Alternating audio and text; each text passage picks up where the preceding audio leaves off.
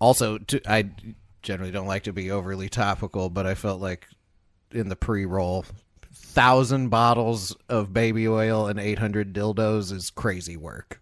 What? 1,000 bottles of baby oil. That's what Diddy got caught with during the raid. No. Not a joke. No, re-say that. Because when you said it first, I was listening, but I didn't hear you. If that makes sense. Yeah. 1,000 bottles of what? Yeah, take a note. So 1,000 bottles of baby oil. Okay. And they said baby oil and lube. Okay, so slash lube. Okay. And then it was 700. It was 800 dildos seized. 800 dildos. Like fake wieners. Now this is my brain instantly goes to: is this are we talking a garage area where there's boxes of fresh dild? Or is there like a pile of used dild? I don't have the details on where all of this was found. They raided, I think, a few I don't know properties. why that's so interesting to me, but 800 dildos? The man is insanely wealthy. He got a lot of storage space. That doesn't explain 800 dildos. No. This is the Ministry of Silly Talk. Silly Talk. Ministry of Silly Talk. This is the Ministry. This is the Ministry of Silly Talk. This is the Ministry of Silly Talk. Thank you for listening to my daddy's stupid podcast. And remember, his head is full of doo-doo, so don't listen to anything he says. That's very funny. That is very funny. And you know what else is funny?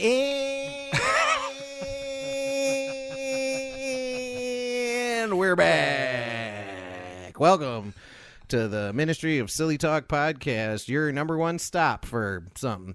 I'm Graham. I'm Josh. And I do want to tell you that Josh has something important he needs to tell you. You need to like, comment, subscribe on everything, YouTube, podcast app, Spotify, however you get us.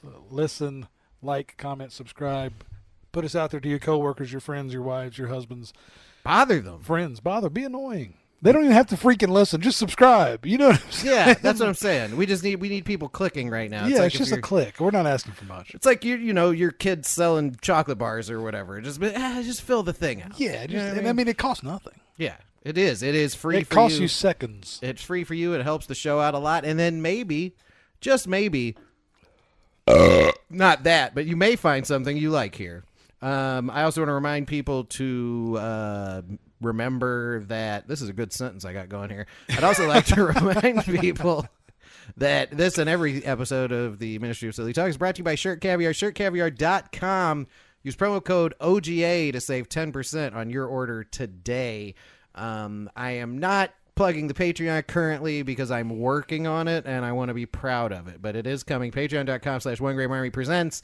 But as always, you can go to ko-fi.com/OneGrahamArmyPresents. Here's the difference. One is Patreon, which is like a subscription service. One is, you know what? I laughed. Here's $3. There you go. ko-fi.com/OneGrahamArmyPresents. Let me spell that out for you. No, I'm just kidding. I don't feel like I'm as pressed for time this go around. But the... what's going on with my soundboard? Y'all quit playing. Quit playing. There we go. That's what I needed. Yeah. But you other just than let it keep playing, and then it'll yeah, tell us at the end. Everybody remembers the.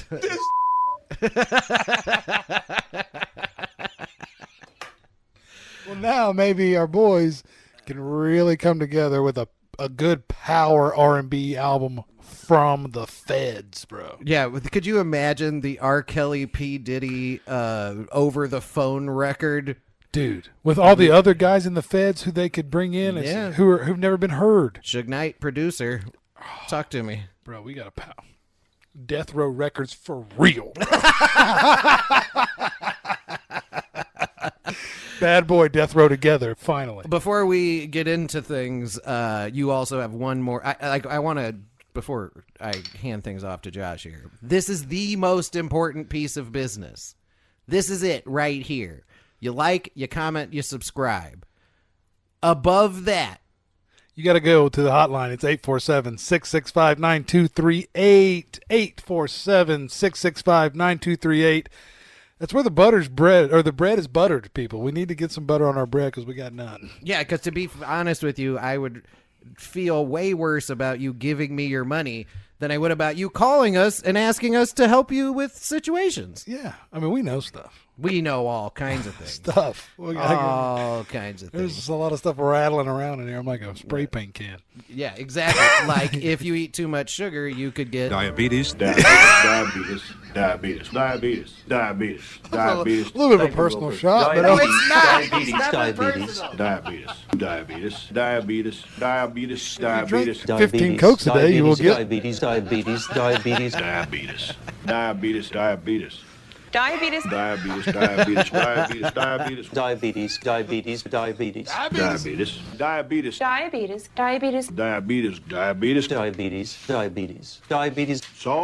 you got diabetes. this is, and I need to tell people that Josh's diabetes diagnosis has nothing to do. That soundbite has been entertaining me for years. for years. I remember that soundbite way before I had diabetes. Yeah, exactly. So it is a. It's just part of the podcast. It has nothing to do with the fact that I currently and will always have diabetes. Have what now? Diabetes. Diabetes. Thank you, Wilford. Diabetes.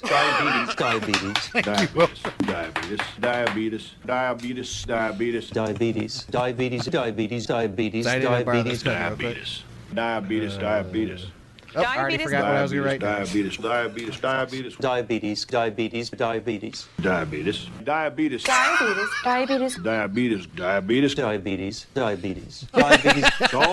you got diabetes. So do you remember the movie? This is going somewhere. Do you remember the movie Spies Like Us? It was Dan Aykroyd and Chevy Chase. Yes, I love that movie. And they were spies. Doctor. Yeah, see, and that was what I was going to say. Talking to the microphone, we're broadcasting here. I'm just messing. You're like struggling over there. Put that back in your pocket. That thing stunk up the whole chai last time. I saw the smoke in the video. It's like, sure, YouTube's going to have a problem with that for some reason. You guys are having too much fun. Yeah. But yeah, no, that's the genesis of that. And I feel like that's the funniest part of that movie is the doctor scene. yeah. And it sort of proves that if you say the same thing enough times, it eventually becomes funny, and then again eventually becomes annoying. And the diabetes thing, I think, really Drives illustrates that home. Well, that. that 41-second clip, because the first 20 seconds you're laughing. Yeah. And then you don't laugh again until the last second. Right, yeah, because you're like, So you got diabetes. yeah, so you got diabetes. And that's what the doctor came in and told me 2 years ago. He just came in and he said, so... Oh boy, I'm doing a lot of tap dancing over here. I hope the audio is better than it should be. The other thing I did want to mention, it was totally offhand, was before we came in here, my daughter was in there making pizza rolls unattended, and I can't hold this against her though, because it is something I've noticed about pizza rolls is the amount of time they want you to cook them in the oven is the amount of time it would take for them to burn your house down. In a hot oven, a pizza roll does not really require 17 minutes. You're done. It needs You 8. said the number I was going to say. Because Dude, I've never had a pizza roll. I'm 41. I got diabetes, and I've never had a goddamn pizza roll. I don't know the numbers on each cooking method. I can hit you with air fryer, microwave, and oven, baby. Dude, the amount of time they want you can put pizza rolls in a cold oven on a cold cookie sheet and be done in about 8 minutes. No frozen center, nothing. You can literally hit them with a preheat. Yeah, you don't even need the preheat and the 17 minutes. Oh, you just pop them in on a preheat. 8 minutes later, they're ready. Maybe that's part of it, because maybe it's only like certain people actually are eating the pizza rolls. Other people buy them and they're like, I just keep burning them. And they're like, better come buy some more Tostinos. Also, you know what? Because a well-cooked pizza roll It's the best pizza roll. Yeah. I was about to say, a soft, undercooked, you might as well throw it away. Yeah. But then But they're so small. So there's a 48-second. Oh, we're about to get into There's something a here. 48-second error. Yeah. You know what I mean? So like it's perfect at 16 or it's perfect at 12:36. Yeah. If you let it go to 17, you're burnt. Yeah, it's done. It's inedible. unedible. Yeah. And also though, I They mean, burst and then they get dry and hollow. I know you've never done this as an erudite, but if you had to guess in your lifetime, how many completely frozen pizza rolls have you eaten? 200.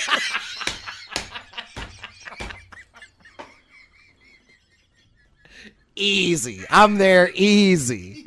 Easy. Now, on the other hand, I got how Hank many Aaron numbers. How many pizza rolls have you put in your mouth that were too hot for anyone to handle? Oh, almost all of them. Yeah. So 2 million. Easy. Yeah, well, yeah, because the number of completely frozen pizza rolls I've eaten are directly a fraction of the number of cooked pizza rolls I've eaten, the majority of which were eaten to make sure I didn't taste food for 2 more days after those pizza rolls. And they would burst out and burn everything. Yeah. Damn, now I want pizza rolls. Yeah. Here, this is... She just made There ain't none of those left for me. Hey, but... Please do not use gendered language to address everyone. But let me tell you something. That I made the pizza roll thing. I love how communicate was not the word he wanted to use. No. Address everyone. We'll do it live. Fuck it. So the pizza roll situation reminded me because I was seriously about to dive off onto a tangent regarding pizza rolls. Pizza roll. But so listeners may not know, and this has been a running thing in my head recently. So when we started doing the podcast to break the fourth wall, we did several of them because the plan is to, not be topical or whatever. But we got better at it. We released them. We gave ourselves some breaks, and now we're sort of rolling week to week to week. Like, you will hear this. This will come out 2 days after it was recorded or whatever. Yeah. But I still have one episode in the bank. Yeah. And in my chamber. In my head, can you stop doing that? Sorry, I don't care if you do it, but it's shaking the camera.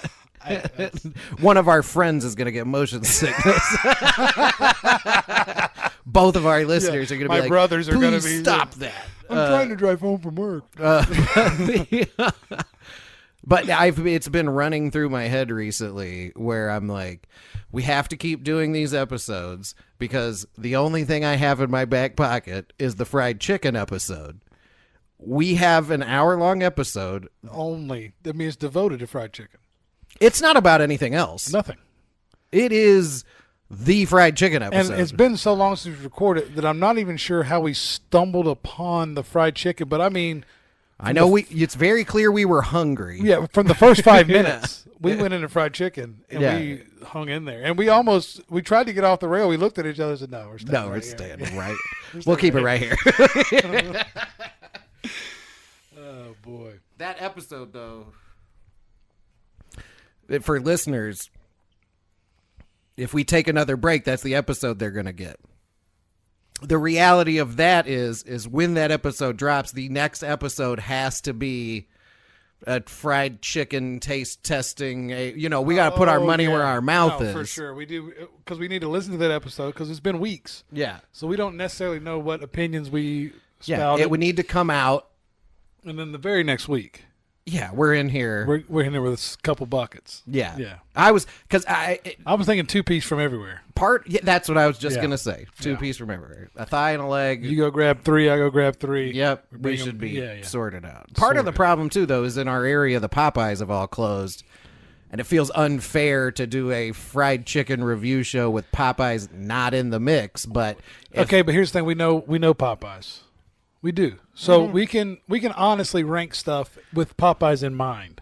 I feel like Popeyes is going to be getting like a nostalgic. It's going to get bump. It's going to get a bump because it's not there, and we're not dealing with whoever's working at Popeyes. It's like Trump not showing up to the primary. It makes people are like, he would have beat them, but he never had to show up. I mean, it's kind of like someone else showing up to the thing. Hey, we're not topical here. We're just talking about fried chicken. The government, they're a fucking conspiracy. I'm doing good today. I'm on being the soundboard. No, here. you're killing it. You're on time. But yeah, Power. oops. actually, it kind of fell in. It did kind of fall in there. But no, I agree with you on because the thing is, the chicken episode is going to come up when something Yeah. else comes up. Yeah, so something's yeah. going to come up where I got to get a daughter, or I got to go see a family, Yeah. or you, or Yeah. whatever, or I just don't feel like coming over here on a Saturday. or No, whatever. there'll be a weekend. Something's going to happen, and that episode's going to have to, and then we're going to have to be ready for the next week. Dude, and the other thing about it is I almost didn't ever want to mention it because also we're admittedly a couple of medium fats. Yeah. Imagine getting to take a week off knowing that the next weekend is fried chicken time. weekend. Well, just imagine the pre-gaming involved with getting ready for that. Oh, no, I will be prepared. I will be prepared for the eating of 12 pieces I might have of to get a fried ride over chicken. here. No, we're going to need, there's going to need to be support. Kid can't be here. This is going to be, the fried chicken episode is not allowed to come out until the following weekend is no holds barred. Yeah. It may be a pay-per-view event. We may do it live. We could do it live. I have the capabilities. Do it live. Do it live. We'll do it live. Fuck it. But just prepare yourselves, okay? Just prepare Yeah. yourselves for a special couple weeks. Yeah, there will eventually be. If you see, as listeners, if you see the fried chicken episode, just know there's another one right behind it. We're kind of doing another one right now. Yeah, because I was just about to say we gotta include grocery store chicken. Of course. You got to get a Kroger and a Publix involved You got to have Kroger Battle Public specifically, maybe Yeah. even its own bracket. in its own tier. We do have a break. We'll coast into the break in a moment. So No, not right now. I'm just saying my concern is the fried chicken episode is about to be right now. We have a break coming up. It's early. It's Saturday. Oh, boy. I think Candace is on baking, so I got time. No, I'm cooking dinner tonight. Oh, no. No, that's great. But no, seriously, we got to have, like you said, it should They have really- to follow each other. They should be in tiers. It should be, your gas station. There should be a couple gas station options, fast food options. Sorry, I don't mean to cut you off. There's a part initially when you started doing this, I was like, I don't want to talk about this right now. This isn't the fried chicken episode. And then my brain was like, you want to talk about fried chicken. You know you want to talk to Josh about fried chicken right now. When's the last time you didn't want to talk to me about fried chicken? Never. It's never come up. It's never been a time where, nah, It's never come up. I don't have time for this right now. I've got time for only this right now. Yeah, it's really, it's never come up. And, one last fried chicken thing. And then, No, but the bracketing, though, I think makes sense, right? So you would have to, go ahead. well, because I saw a sign the other day, and I think this is a direct result of the Popeyes being closed, where it's like grandma's or, Miss Mimi's or whatever, fried chicken. It was just like a yard sign. So I haven't seen like an actual place, but I just saw that sign. Mm-hmm. So I'm thinking next time I see that sign, I should probably do some investigating. Yeah. If you see, I would. If you can't get there, let me know. I'll go we'll check it figure out. it out, We'll put the team on it. Well, I mean, the thing is, I literally gallivant around town every day. No, it is a huge part of your job is driving around, and we have, in the local area, we have had a sort of an explosion of wing and fried chicken places. It's been It's been coming up, and I will eat them, and that's another episode idea that we can always go into is because the fried Bears- chicken and wings are two different things. Absolutely, 100%, not the same thing. Well, some of those wing places are doing fried chicken, but hold on, I need to check something out here. Do the Bears and Falcons play this season? Oh, I'm not sure. I did see the Falcons really pull it off against the Eagles last week. Yeah, the Bears haven't done anything. So they played in 23. This is probably not the best way to look this up. Hold on a second. I'm going to pause real quick. And we're back. We didn't go get fried chicken, unfortunately, but I did check the Bears schedule. So they don't play, but I feel like an event surrounding it. Perhaps closer to Thanksgiving maybe would be a good time for a mountain of fried chicken. I wonder if we could find maybe a fat comedian to go see around the holidays. Could do. And then could do maybe an Atlanta fried chicken. Yeah, I mean, chain-wise, though. Well, no, I'm not talking chain. I'm talking like actually go to a... Talking about doing a remote. Like a Hattie B's or something that's, known in Atlanta for its fried chicken. And do it as a thing. I'm as not we go to against the show. it. The reason I'm thinking and scratching my chin is like I do need to we would need equipment and such. And of course this would be a planning thing. I'm just, we're brainstorming. What you're talking about, and I love it. What you're talking about is fried chicken episode part 6. Okay, taking this thing on the road. Yeah, and seeing what's going on outside of other places. Yeah, no, granted, because it could be a whole arc. Yeah, the Patreon may just be fried chicken. Patreon could. Maybe we can go from medium fats to regular fats. Real. Proper fats. Proper fats. We have a 4. We have a 4 in front of that waistline number. Yeah. Oh no. I'm just saying not that's again. proper fat. Yeah. Not again. Happened to me once. All gut, no butt. That's right. All right.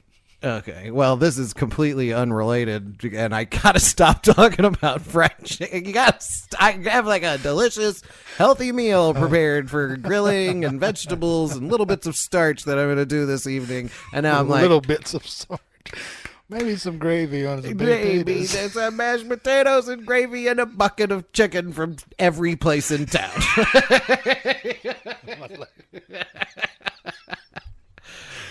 We will have to sort that out, but I won't bore you all with the details. I just had but this we thought, could do even if Candace wanted to help, maybe we could have the chicken on plates that are numbered. And she serves it serves. I'm not saying she serves it. No, but that's a very good idea. We're blindly ranking the chicken. Yeah, and you go see if we can guess it, and see if we rank it, and then see if we can guess where it's from. Chicken number 1. We both get the plate from number 1. Bojangles. Eat it. Yeah, whatever. Yeah. And I think it's this. And then at the end, the big reveal is that we were right on all of them, and we ranked them properly. Yeah. and we ate 20 pieces of chicken. I don't. Who loses here? Nobody. My butt. yeah, my toilet. Yeah. My blood sugar. My insides. The end of my life. My doctor. No, my doctor wins. He's gonna get rich. Yeah, he wins on all levels. Rich. My doctor's actually going to be a big fan. He's going to be tuning in. Eat another one. My insurance company. Somebody's losing. Oh, no. I can't believe we did it again. Yes, you can. Yes, I can. I can totally imagine it. It's like, this is unimaginable that we were going to come here and talk about stuff. I'm talking about us talking about fried chicken. And then we're just talking about fried chicken. Off to the races. All right. Well, why don't we take a break? Okay. So we are very close. We are very close to the break. And we'll do this after the break because this will give us some time. We have some other stuff. We have some stuff to talk about. And then, we can also maybe... It will help though too because I'm really trying to get away from doing so much hey, look at what AI is doing, but it's so insanely interesting. And it is. It's because I don't think most people are spending as much time with AI as I am. You know what? That's the thing though. People listen to stuff like this because they don't have time to pay attention to the crap that we pay attention to. Yeah, well, and they need to, they need to learn important things. And I mean, somebody who's got a real job that works 40 hours a week. Yeah. You know what I mean? They don't have time to know what's going on with fried chicken. Yeah, well, now you got to learn about the important things. It's the bang bang high. It's the kind of beat to go.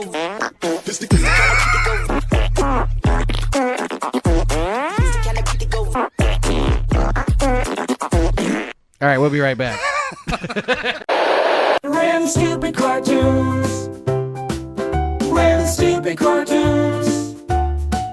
Random stupid cartoons. Stupid cartoons. Yeah. Well, that's right, Diego. Scientists have recovered alien material, and this craft behind me is returning the samples to Earth. Very little fanfare here, though, as most humans are watching people f*** on their phones or dying in war.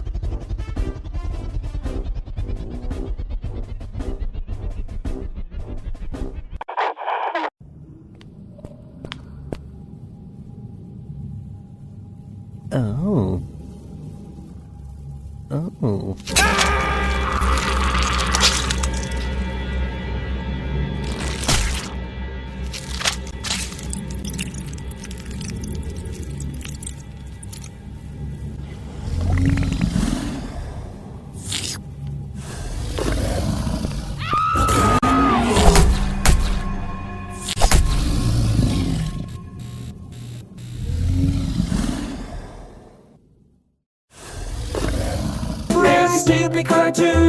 Stupid cartoons, yeah. So we've played, not necessarily, I don't think we've really played with it on air as much in Ministry of Silly Talk, but early when we started podcasting, we played with the AI music generating stuff, which is fascinating to me. It is. No, it really is. It's fascinating and off-putting almost in a way. It's no, it's a roller coaster of emotions if you have any ability to conceive what you're being exposed to, because AI, it's generative prompt-based AI, in my opinion, will replace entertainment at some point. It may not be in 10 years, but eventually entertainment will just be on demand. You know? Yeah, the talent will shift from actual musical talent to prompting talent and coding or whatever. Right, and there'll always be people who are better at it than others, but specifically Suno AI has a thing built into it where it's its own test bed, in that people create music, and if they make it public, other people can listen to it, and you would think, who's doing that? Well, actually, lots of people who aren't creating things are just curious to listen to the music, and if it sounds good, they go with it. It feeds into all these other various angles of AI and what we are and what it is, in that at its base level, music is math and your emotions are chemicals. You know what I mean? Yeah. Like at its most base level. Okay. So when AI first started making music, people were like, well, it'll never inspire someone. Yeah, it'll never emotionally touch you. And I call bullshit on that. Yeah. We've made a couple just weeks ago or months ago. Yeah. Put in ridiculous prompts, and they made shit that almost made us want to cry. Yeah. Famously, Streaks of Regret is a song about a guy shitting his pants at the Grammys. It structurally, and again, like the audio wasn't quite there and isn't quite there in certain circumstances, but you see what they're getting at, and it feels like you're listening to this weird, to a real song. Yeah, some weird power ballad from the 80s, and it seems as good as anything else. Exactly. And if you could, and you consider the business of music and blah, blah, blah. I don't want to bog us down too much into this, because all I did was I wrote a hook, right? Let me see. See if I can pull up my prompt here. I wrote a hook. All it was, I miss you, but I'm no fool. I will get over you. Dance all night till the morning light. I will get over you. Over you. Brackets. I wrote that. That's it, right? I gave that to the AI. I made very little adjustments, but what I did give it was a few different genres, right? So in my head, I was like a British female singer, maybe like a duet of some kind between two popular vocalists for electronic art or electronic music. So this was the first one that I found to be quite good.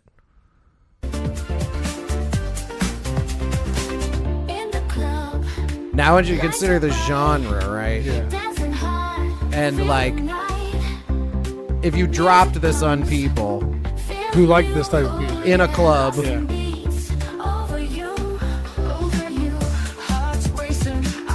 so now it's a dude and a woman, and they're going back and forth.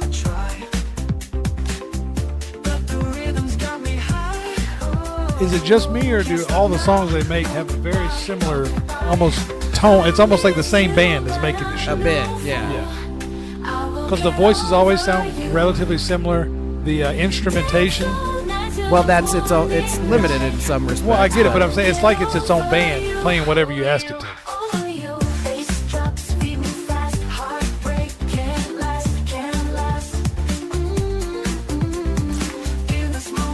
the other thing it did was it started adding ad libs and stuff I didn't ask it to, and because you put the ad lib in there, right? Well, but then exactly, and then it started like it has its own breakdown here. So here's the bridge.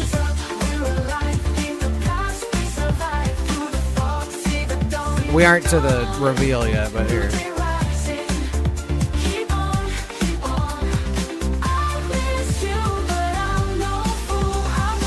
That's not a bad lyric. This isn't in the lyrics. It just did this. That sounds good though. Yeah.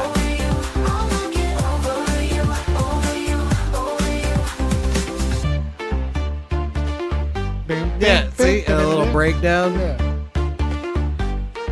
I miss you, but I'm no fool. I will get over you. Dance all night till the morning light. I will get over you. See what I'm saying? Yeah, Okay. yeah. So Catchy. right, quite catchy. So then I went, well, let me have it in a different genre. Here's one of this. So this is like, I was like, what if? Because you in music you hear people will just cover things, right? Yeah. And they'll do like a completely different version of a song.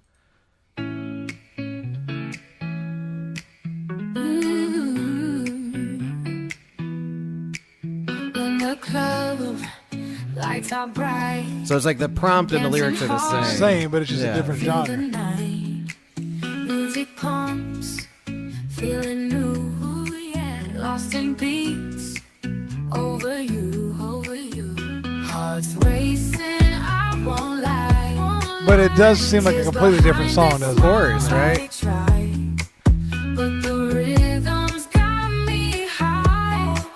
Can't stop now. No goodbye. I like this one better. Of course, yeah. But it's like, Get over you. It's the same fucking song. Yeah. Dance all night till the morning light. I will get over you. See, there's some. yeah. Bass drops, Of course, yeah. heartbreaking laugh. And then I gave it this one. Now this and it was interesting that it followed sort of in the generations to where it got correct with it. But this is now this is like a summer pop R&B song, just More modern. Right. I can already hear that. yeah. And it's got an annoying In like the club, lights are bright, dancing hard. Feel the night. That's better. yeah, of Music course. pumps, feeling new. Lost in beats, over you. Hearts racing, I won't lie. Tears behind That's this a banger. try. Listen, The rhythm's got me high. listen to me. Can't stop now, no goodbye. I miss you, but I'm no fool. I will get over you. Dance all night till the morning light. I will get over you. Let's see what's funny. If you were to take Wait. a real vocalist to do this. Oh, that sounds I good. didn't ask it to do that. Yeah, that It sounds just good. made a hit. Bass drops, feet move fast. And think if you sent this with this exact recording and this Yeah. lyrics to a real vocalist, Yeah, then they could make the little weirdness of the robot go away, of course. and it would sound fucking great. Right, but then you just didn't have to pay a writer, a producer. Because you can even just pull the beat out of this. That's what I'm saying. So like someone who has vocal talent, Yeah. could really take this to the next level. Yeah, and now you've removed the need for like All the other properly dickheads. writing songs Yeah. and shit.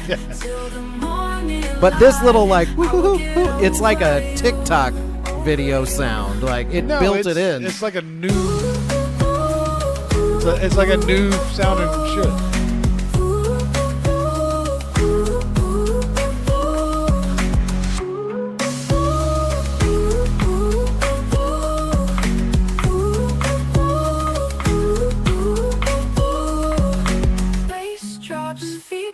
But I mean, I just felt like that was. I think that's amazing because I'm going to be honest. The first song you told me, yeah, no, right, but it's like okay, this is getting. Then the catchy. second one, it was cool. You know, the first one, I got it. I would not quite there. Listen to that, right? The second one was I would probably listen to that. The third one definitely would listen to that. Yeah. And its ability to capture what sounds good. Well, and it's like the only thing to me that's not really there is the vocal, the soul in the vocal. You know what I mean? Yeah, like the yeah. only way I can really subscribe it or describe it is, you listen to James Brown. Obviously, it's not just what he's saying; but it's how he's saying. That one gets very close. Like that's the thing. When the song drops, to me, it's almost like the way tracing. it's like, yeah, it's like tracing, where you get this, and then you can really throw your. But you take like Doja Cat or somebody and let them do that with their own voice, that would sound so tight. And obviously it's like another generation away from just doing that. Yeah, exactly. You know what I mean? Well, no, yeah. It's one iteration from losing the slightly little bits of like robot-y effects. If you think about it, as far as mainstream music or big music that we all listen to, right? Those people aren't real. No. Let's think about it. Largely. Those people aren't real people to us. No. So the fact that Tupac existed in real life, flesh and blood, if Hit 'Em Up came out and they said it was AI, it'd still be Hit 'Em Up. No, agreed. Right. And I mean, and there's like a marketing aspect for some people of music, like with the artist, and it's like, oh, what do they got going on? What about all this? I think there would genuinely be a benefit to removing that from this, just doing music, and just be like, does this sound good? Yeah. It was just. See, I also believe though that people enjoy the, and I did like Outkast, for example. I look at those guys as heroes. And I've met both of them in real life. Yeah. And I acted like a normal human when I met them. Inside, I was busting, Jerry. Yeah, I'm busting out. Yeah, of course. Yeah. But, like, the fact that I know that came from a real person's brain is impressive to me. You know what I mean? It is. I agree. But would I like it any less if I knew it came from a computer? I don't know. Yeah. Well, and if it was indistinguishable, would it? If a computer could make an Aquemini level record, and I knew. Okay, so specifically, it's hard to. But I'm right. That's what we're talking about, though. Yeah, and we're talking about the conversation. I don't need somebody to make fucking Macy Gray. Right. If you're really doing it, replicate Aquemini for me. Right. Or something. Modernize Aquemini. Make a modern version of Aquemini that is just as moving. Talks about the same social shit. Yeah. In the same very intelligent and witty way. Well, and it was constructed. See, that's the thing though about the AI, right? Is that Aquemini exists, and we don't have to sit here and play with it. But I bet if I was like, make me a beat that sounds like a 1990s Atlanta duo hip hop beat, it would give you something similar. Like it's not going to given us similar stuff to Dungeon Family beats before. Yes, it has. Yeah, we've played with the beat section. It gave us some West Coast style stuff. Mm-hmm. It gave us some New York stuff. Which, and in no way am I saying that it's okay that any of this is happening, right? Like, my point is, why is it not okay though? Well, see, so I understand both sides of the argument, right? Those things were created by that sound of whatever your thing is. If it's Dr. Dre, if it's Fleetwood Mac, whatever your thing is. Toby Keith, it doesn't matter. Yeah. Somebody created that sound painstakingly. That's why the AI has the right. But so this is what I'm saying. I don't agree. So if it wasn't the pantheon of music before the AI, then they wouldn't be able to do what it's doing. Of course. Okay.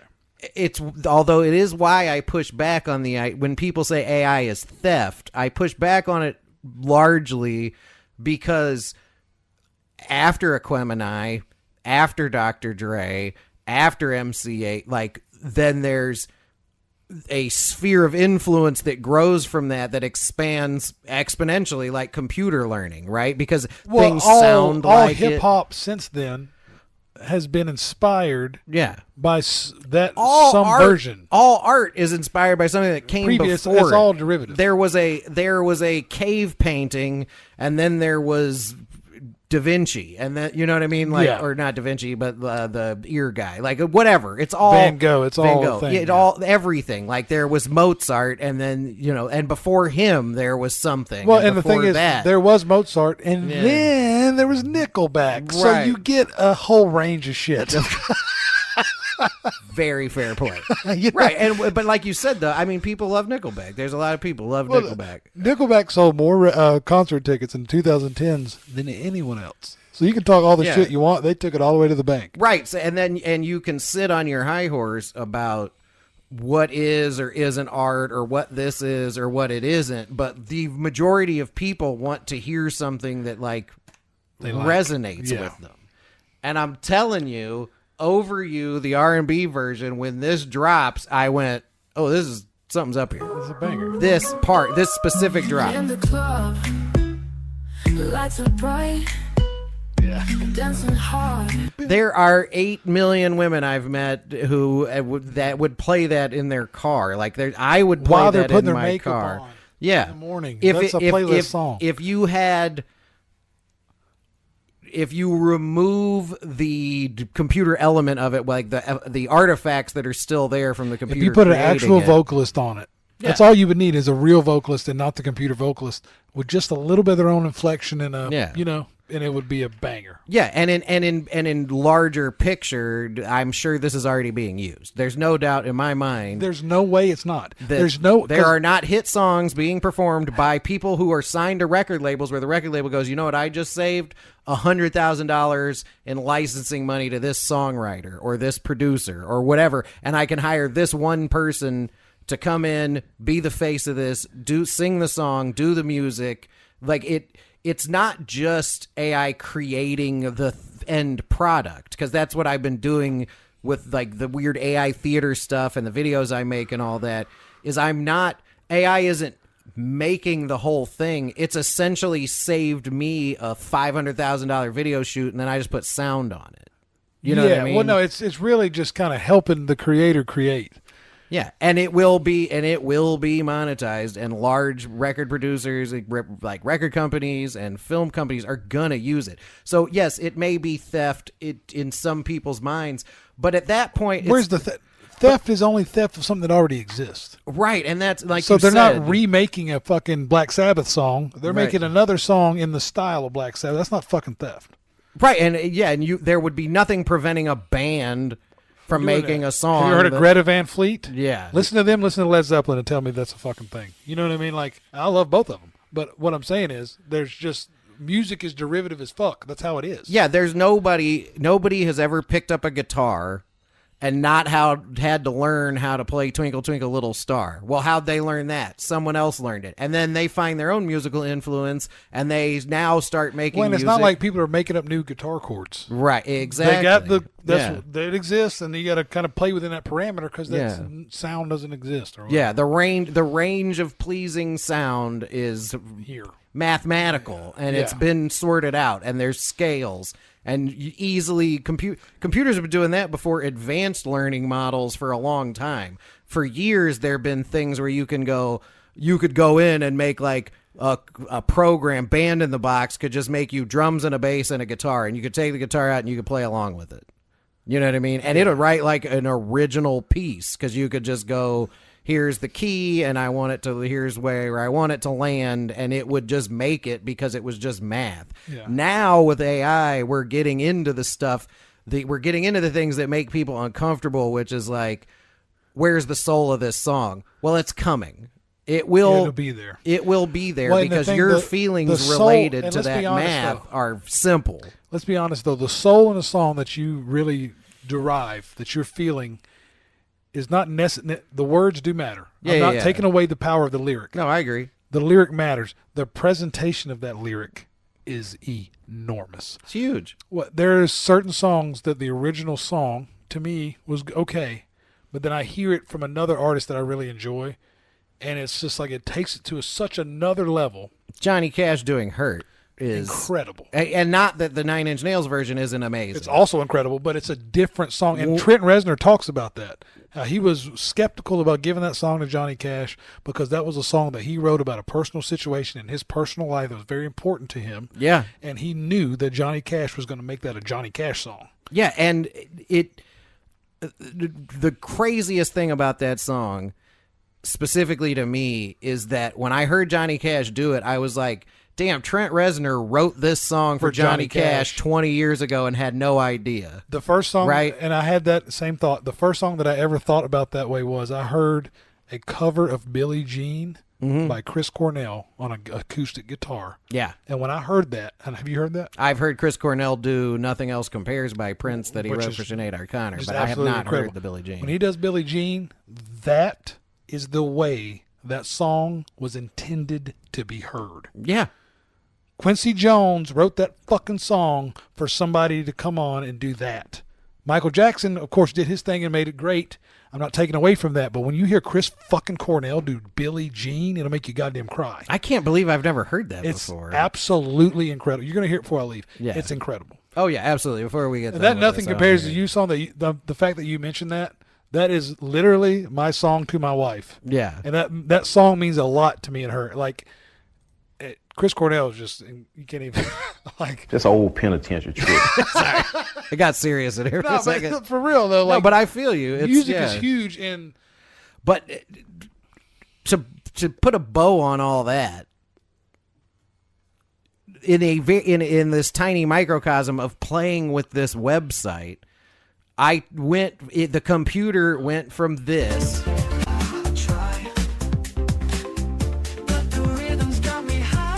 in a few iterations, eventually got to this. When you say a few iterations, you mean 10 minutes. Yeah. Right? So, like, that techno-y, like, that's a 20-year learning curve. Right. That just took essentially a shitty techno-ish 90s, early 90s techno bullshit song and made it a badass modern R&B song with the same fucking lyrics. Yeah. In 10 minutes. Yeah. You know, some of it was because I had to use the bathroom. It would have been faster. Like, it's the whole point, and you're just sitting there playing with it a little bit. Yeah. And that's what I'm saying. Like, it speaks to what you're saying. You're like, okay, well, Quincy Jones wrote Billie Jean, right? That song existed. I guarantee you it got shopped around. Different people played with it. It was given to other producers. It was given to other artists. I mean, he may have wrote it for Michael Jackson, but that happens other all people the have time. well, I was about to say, that happens all the time. Songs just float around. Have you heard of a guy named Mike Posner? I am familiar with that. Okay, Mike Posner kind of popped early 2010s. He had a couple pretty famous songs. Well, then he wrote a ton of songs, and for whatever reason, his record label wasn't into him putting them out. Right. So he just sold them to other big. That song "Lonely" by Justin Timberlake, or not Justin Timberlake, but Bieber that just came out. Yeah, he wrote it. Yeah. There's a huge song by. There's a bunch of huge songs that we know in the pop thing that he wrote.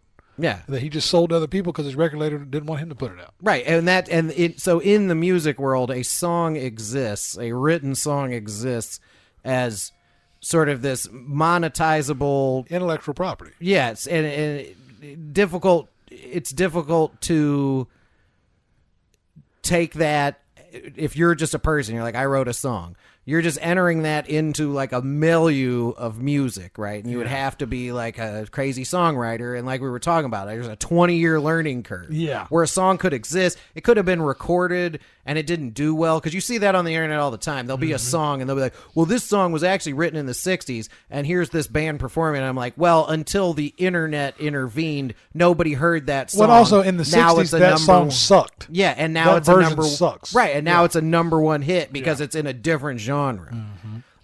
AI took a stupid idea of mine and what I would argue are crappy lyrics and put a little bit of a different twist on it and made it into something palatable. Yeah, something nice. Yeah, I'm not saying it's not good. But for the naysayers, I would say what it did. It's not bad. Let's go that. We can go that it's not bad. We're not saying it's on our playlist, but it's not bad. No, of course. But like even just this, like the beginning.